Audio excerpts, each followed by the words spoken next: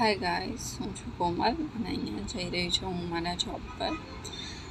અને આજે થોડો વરસાદ બી હતો, સારું વેધર હતું. અને અહીંયા ત્યાં જ પહોંચતાની સાથે હું નીકળી ગઈ હતી સિટીમાં જવા માટે. અને વરસાદ બી ધીમો આવી રહ્યો હતો. મને પરફેક્ટ ટાઈમ સિલેક્ટ કર્યો હતો સિટીમાં જવા માટે વરસાદના ટાઈમે. જોકે એ સાઈડ ભીડ બી બહુ હોય છે અને થોડું હેક્ટિક રહે છે, બટ હવે કામ છે તો જવું પડે. અને અહીંયા રિવરફ્રન્ટનો નજારો આપણો. અને લાલ દરવાજા બસ સ્ટોપ એમાં પહોંચી ગયા હતા.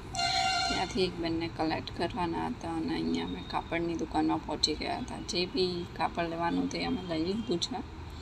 અને એટલા સરસ મસ્ત સિટીમાં જે કાપડ મળે છે, હેન્ડવર્ક, બધા જ જાતના કાપડ મળે છે. અહીંયા મને બહુ જ પસંદ આવી રહ્યા હતા, પણ પ્રાઇસ બી બહુ જ વધારે હાઈ હતી. કંઈ નહીં, લઈશું આપણે બી કોઈક વાર. અને આ જુઓ કેટલું મસ્ત હેન્ડવર્ક છે. ઓ માય ગોડ, મતલબ એકથી વધીને એક અહીંયા સારું હેન્ડવર્કવાળી કાપડ મળી રહે છે. અને બહુ જ સુંદર હતા જે કાપડ હતા એ બધા. શું કહેવાય, પ્રેમચંદ દયાનંદ એવું કંઈક દુકાનનું નામ હતું. તમે પણ જાઓ તો જરૂરથી વિઝિટ કરજો, બહુ મસ્ત જગ્યા છે.